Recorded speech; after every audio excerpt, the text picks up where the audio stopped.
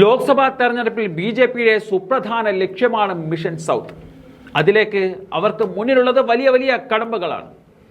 തെക്കേ ഇന്ത്യയിൽ കണ്ണുവെച്ച് ബി.ജെ.പി പ്രവർത്തനം തുടങ്ങിയിട്ട് നാൾ കുറച്ചായെങ്കിലും കർണാടകക്കപ്പുറം മറ്റൊരു തുരുത്തിൽ കാൽകുത്താൻ ബി.ജെ.പിക്ക് ഇതുവരെ സാധിച്ചിട്ടില്ല. നിലവിലെ സാഹചര്യത്തിലാണെങ്കിൽ തെക്കുള്ള ഒറ്റ സംസ്ഥാനങ്ങളിൽ ബി.ജെ.പിക്ക് സർക്കാരില്ല എന്ന് നമുക്കറിയാം.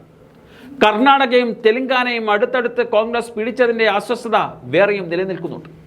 എന്നാൽ 2024 ലോക്സഭാ തെരഞ്ഞെടുപ്പിൽ ഉത്തരേന്ത്യയിലെ സീറ്റുകൾക്കപ്പുറം തെക്ക് നിന്നും നല്ലൊരു ശതമാനം സീറ്റുകൾ പിടിച്ച് പാർട്ടിയുടെ വേര് ദക്ഷിണേന്ത്യയിൽ ഉറപ്പിക്കാനുള്ള ശ്രമത്തിലാണ് ബി.ജെ.പി ഇപ്പോൾ ഉള്ളത്. കേരളത്തിൽ തൃശ്ശൂരിൽ വന്നിറങ്ങി തൃശ്ശൂർ എടുക്കാനുള്ള ശ്രമങ്ങൾക്ക് സ്ത്രീശക്തി മോദിക്കൊപ്പം പരിപാടികളുടെ ഊർജം നൽകിയ പ്രധാനമന്ത്രിക്ക് തമിഴ്നാട്ടിൽ കിട്ടിയതും മികച്ച സ്വീകരണമാണ്. മോദിയുടെ ഗ്യാരണ്ടി എന്ന് ആർത്ത് വിളിച്ചുള്ള പ്രസംഗം ഉത്തരേന്ത്യയിൽ ഹിറ്റാണെന്ന് അറിയാവുന്ന പ്രധാനമന്ത്രി ദക്ഷിണേന്ത്യയിലും അത് ആവർത്തിച്ച് പറഞ്ഞാണ് ആളുകളെ കയ്യിലെടുക്കുന്നത്. DMK-യുമായി തമിഴ്നാട്ടിലെ ബി.ജെ.പിയും കേന്ദ്ര നേതാക്കളും സനാതനധർമ്മ പരാമർശത്തിലടക്കം കൊമ്പുകോർത്തതും ഉദയനിധി സ്റ്റാലിൻ കേന്ദ്രമന്ത്രി നിർമ്മല സീതാരാമനെ നികുതി വാക്പോരിൽ മലർത്തിയടിച്ചതുമെല്ലാം DMK ബി.ജെ.പി പോരിൽ നിർണായകമായിരുന്നു.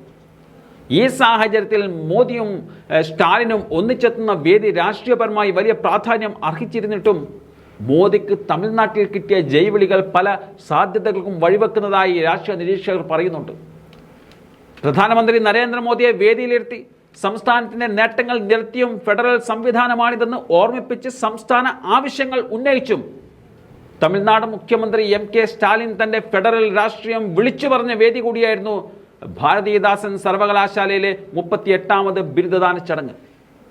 ഓൺറിയ അരസു അഥവാ യൂണിയൻ ഗവൺമെന്റ് എന്ന് കേന്ദ്ര സർക്കാരിനെ അഭിസംബോധന ചെയ്ത സ്റ്റാലിൻ ഇതൊരു ഫെഡറൽ സംവിധാനമാണെന്നും യൂണിയൻ ഓഫ് സ്റ്റേറ്റ്സ് ആണ് ഇന്ത്യൻ യൂണിയൻ എന്നും ഓർമ്മിപ്പിച്ചത് ആ ഫെഡറൽ തത്വങ്ങൾ മറക്കുന്ന പ്രധാനമന്ത്രിയും സർക്കാരുമാണ് മുന്നിലെന്ന് ആവർത്തിച്ചുകൊണ്ടാണ്. ബി.ജെ.പിക്ക് പ്രിയമുള്ള സംസ്ഥാനങ്ങൾക്ക് കേന്ദ്രവിഹിതം കൂടുതൽ നൽകിയും ബി.ജെ.പി വിരുദ്ധ ചേരിയിലുള്ള സംസ്ഥാനങ്ങളെ വിഹിതത്തിന്റെ കാര്യത്തിൽ പുറംതള്ളി വെള്ളം കുടിപ്പിച്ചും നികുതി പിടിച്ചു വാങ്ങുന്ന കേന്ദ്ര സർക്കാരിന്റെ വീതം വെപ്പിലെ അന്യായം തുറന്നു കാട്ടുകയായിരുന്നു സ്റ്റാലിന്റെ ആ ഒറ്റ വാക്ക്. പക്ഷേ ചിരിച്ചിരുന്ന മോദി തന്റെ പ്രസംഗത്തിൽ തമിഴ്നാടിന്റെ ക്ഷേമത്തിനായി കേന്ദ്ര സർക്കാർ ചെയ്ത സംഭാവനകൾ ഉൾപ്പെടുത്തിയാണ് മുഖ്യമന്ത്രി സ്റ്റാലിന്റെ മറുപടി പറഞ്ഞത്. 2024 തമിഴ്നാട്ടിലെ 39 ലോക്സഭാ സീറ്റിൽ കേന്ദ്ര നേതൃത്വം 7 എണ്ണം എന്ന മാർജിനിലാണ് കണ്ണുവച്ചിരിക്കുന്നത്.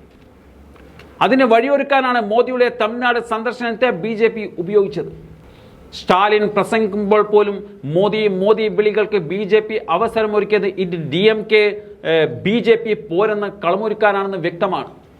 1999 വാജ്പേയി സർക്കാരിന്റെ കാലത്ത് 4 MP-മാരെ കിട്ടിയതാണ് ബി.ജെ.പിയുടെ തമിഴ്നാട്ടിലെ ഏറ്റവും വലിയ വിജയം.